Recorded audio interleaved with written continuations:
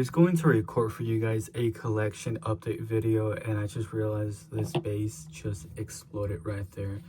You can actually see a part of the resin leak out. Realize the resin actually leaked out all the way back there.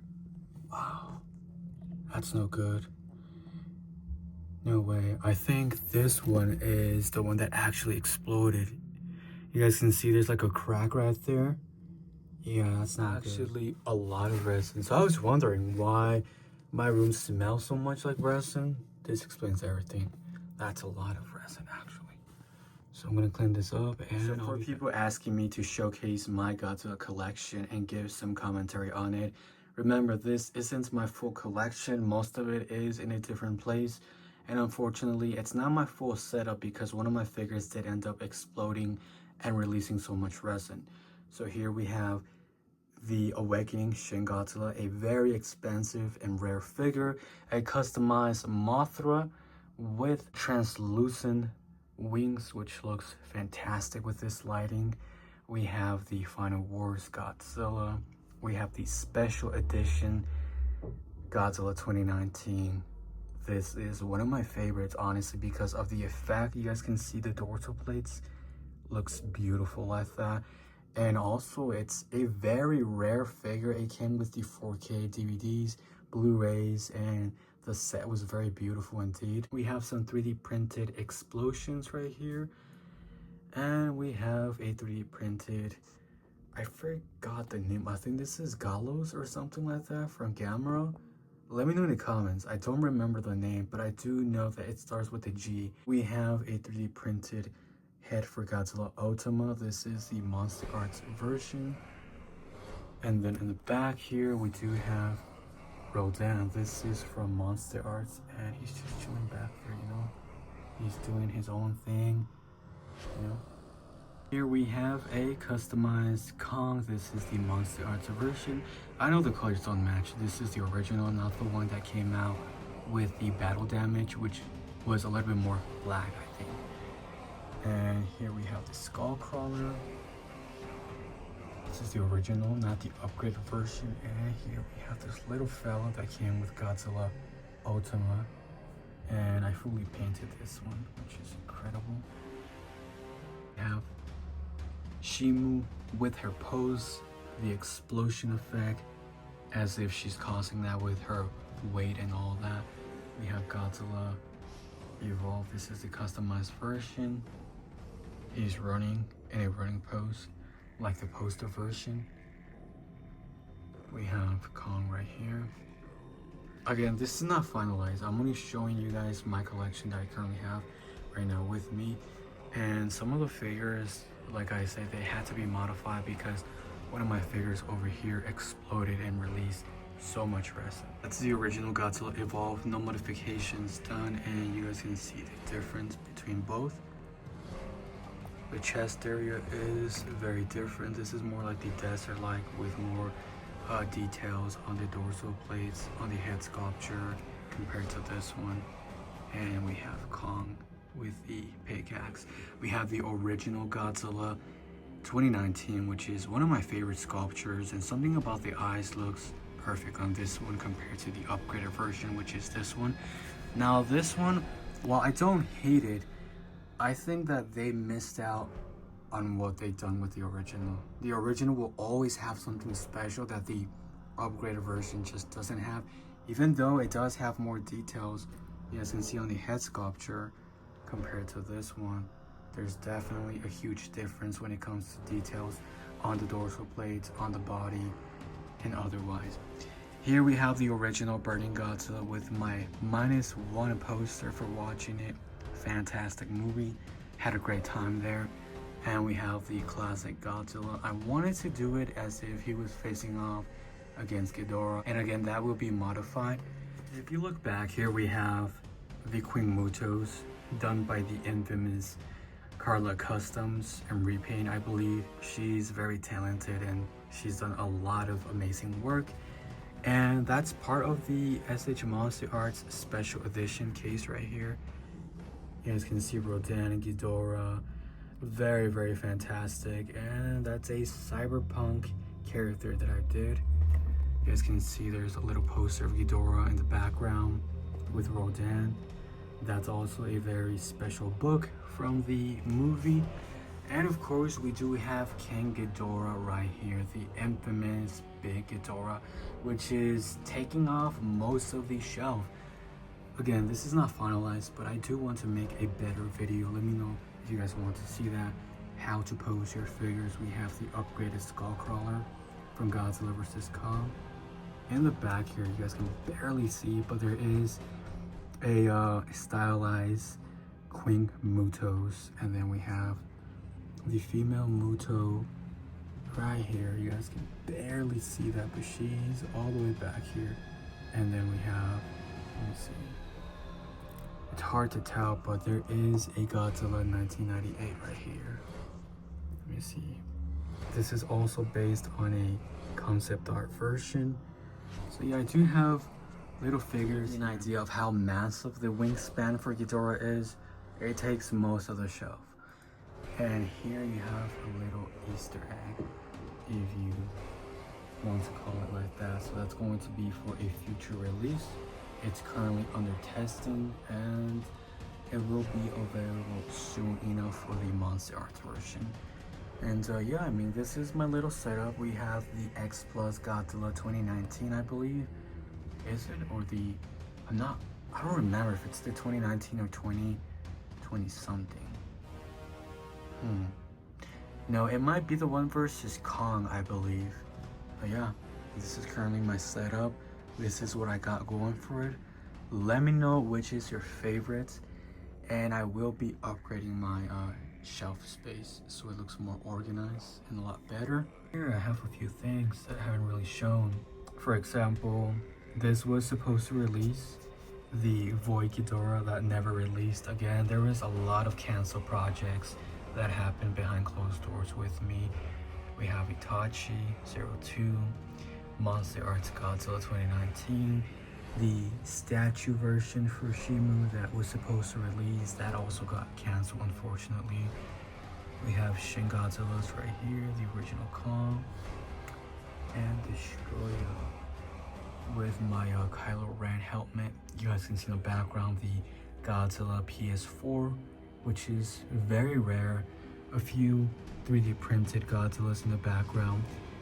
Godzilla 2014 special edition with a 3D customized head to improve on the accuracy. Some NECA figures in the background. And another customized Godzilla. It's hard to see. You guys can see that. That's the Godzilla vs. Kong with a 3D customized head. 3D printed and painted by me. Some buildings again, and other things. I'm trying not to show too much because there is some private things here in the shelf that I don't want to show off too much, you know. I try to keep my personal life private out of my YouTube, you know, career, business. For this shelf, it's sort of abandoned. I haven't really cleaned it off. Again, this is a separate room, and you guys can see that some of the figures are extremely dusty. Yeah, they're like very, very dusty. And I will have to do some cleaning, very, very deep cleaning on those figures because they are in extremely bad conditions. But that's one of them. And again, there's more figures on this shelf, but I don't really want to show much because again, there is very private things here that I don't want to showcase too much, but you get the idea. Unfortunately, this is a figure that exploded, and yeah, the damage is very, very bad. I'm going to try and cure it, but either way, I mean, it's gone. And so this was a very nice figure, very detailed and very nice, from Godzilla Ultima.